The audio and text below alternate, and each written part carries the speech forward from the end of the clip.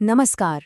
एक वीडियो है जो इन दिनों काफी वायरल हो रहा है और वो प्रधानमंत्री नरेंद्र मोदी के आसपास बने पर्सनालिटी कल्ट पर एक विश्लेषण पेश करता है। इस पर खूब चर्चा हो रही है, तो चलिए आज इसी की पड़ताल करते हैं और समझते हैं कि ये वीडियो क्या तर्क दे रहा है और अपनी बात कैसे रख रहा है। अच्छा, इस वीडियो की शुरुआत ही होती है एक ऐसे बयान से जो एकदम चौंका देता है।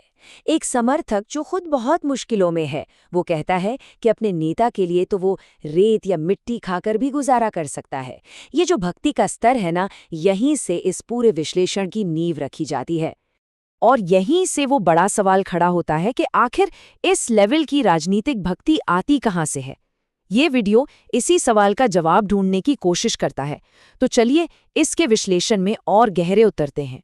तो वीडियो के मुताबिक इसका जवाब पर्सनालिटी कल्ट में है। मतलब एक ऐसी सिचुएशन जहां मीडिया और प्रोपेगेंडा का इस्तेमाल करके एक लीडर की ऐसी छवि बना दी जाती है जिस पर कोई सवाल ही ना उठे, बस पूजा हो। वीडियो का आरोप है कि ये सब एक सोची समझी रणनीति के तहत किया गया है।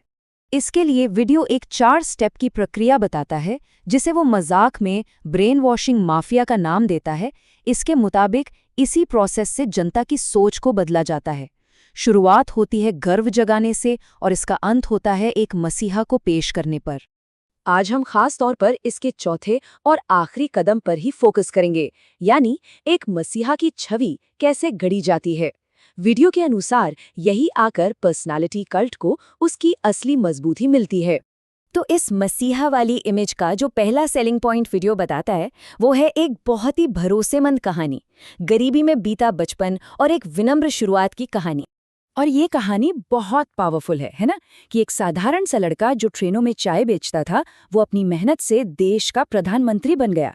ये कहानी संघर्ष की है, जो सीधे लोगों के दिल से जुड़ती है और उन्हें प्रेरणा देती है। लेकिन ये वीडियो इस कहानी पर कुछ सवाल भी खड़े करता है। वो कुछ तस्वीरें, कुछ रिपोर्ट्स और यहाँ तक कि उनके अपने भाई का एक बयान सामने रखता है, जो इस कहानी का एक थोड़ा अलग ही पहलू दिखाते हैं। वीडियो का पॉइंट ये है कि कोई लीडर अमीर घर से हो या गरीब, इससे उसके काम का कोई लेना देना नहीं होता। इसके लिए वो इतिहास से कुछ उदाहरण भी देता है। असल मुद्दा तो ये है कि ये जो ओरिजिन स्टोरी होती है ना, ये पॉलिटिक्स में बहुत पावरफुल होती है, फिर चाहे वो कितनी भी सच हो या न हो। अब आते हैं दूसरे सेलिंग पॉइंट पर, और वो है त्याग की कहानी। ये विचार कि मोदी जी ने देश की सेवा के लिए अपने परिवार और अपनी पर्सनल लाइफ सब कुछ त्याग दिया। ये एक ऐसी इमेज बनाती है कि एक ऐसा लीडर है जिसने देश के लिए सब कुछ, अपना घर परिवार तक छोड़ दिया। जाहिर है ये एक बहुत इमोशनल अपील है, जो लोगों को ये महसूस कराती है कि इस लीडर ने देश को निजी रिश्तों से ऊपर रखा है। पर वीडियो इस बात को भी चैलेंज करता है। वो पूछता है कि क्या महान बनने के लिए परिवार छोड़ना जरूरी है? और इसके जवाब में वो भारतीय इतिहास से ही कई बड़े नाम सामने रखता है, जिन्होंने परिवार के साथ रहकर भी देश की सेवा की। तीसरा सेलिंग पॉइंट जो वीडियो उठाता है, वो है फकीर की इमेज। मतलब एक ऐसा इंसान जो दुनिया की मोह माया से ऊपर उठ चुका है और एकदम सादा जीवन जीता है। और ये इमेज भी आप सोचिए कितनी पावरफुल है। एक ऐसा लीडर जो कहता है कि उसे मालो दौलत से कोई मतलब नहीं, वो तो एक फकीर है। ये बात उन्हें सत्ता के लालच और भ्रष्टाचार से बिल्कुल अलग दिखाती है। तो इस फकीर वाली बात के जवाब में वीडियो कुछ सबूत सामने रखता है। मतलब उसी दौर की उनकी विदेश यात्राओं की तस्वीरें। और वीडियो के मुताबिक यही उनकी मेथड है कि दावों को सबूतों के सामने रख कर परखा जाए। फिर वीडियो छोटी छोटी डिटेल्स पर भी जाता है, जैसे कि ये महंगे सनग्लासेस। और उसका तर्क है कि ये छोटी छोटी बातें फकीर वाली इमेज और असलियत के बीच एक बड़ा अंतर दिखाती हैं। और अब आता है फाइनल और वीडियो के हिसाब से सबसे बड़ा सेलिंग पॉइंट, लीडर को भगवान या सुपर हीरो बना देना। मतलब उन्हें इंसानी स्तर से ऊपर उठा देना। वीडियो में एक के बाद एक कई नेताओं के बयान दिखाए जाते हैं, जिसमें प्रधानमंत्री को सीधे सीधे भगवान का दर्जा दिया जा रहा है, उन्हें भगवान का तोहफा बताया जा रहा है। और जब इन सारे बयानों को एक साथ सुना जाता है, तो वीडियो के मुताबिक एक पैटर्न साफ नजर आता है। ऐसा लगता है जैसे राजनीतिक चर्चा में ये एक आम बात हो गई है।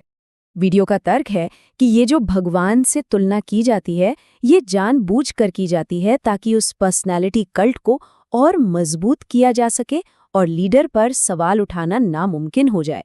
वीडियो ये भी कहता है कि किसी को सुपर हीरो बनाने के लिए उसके सामने वाले को विलन या कमजोर दिखाना जरूरी होता है, और इसके लिए वो राहुल गांधी का उदाहरण देता है कि कैसे लगातार उनका मजाक उड़ाकर उन्हें पप्पू की इमेज में बांध दिया गया।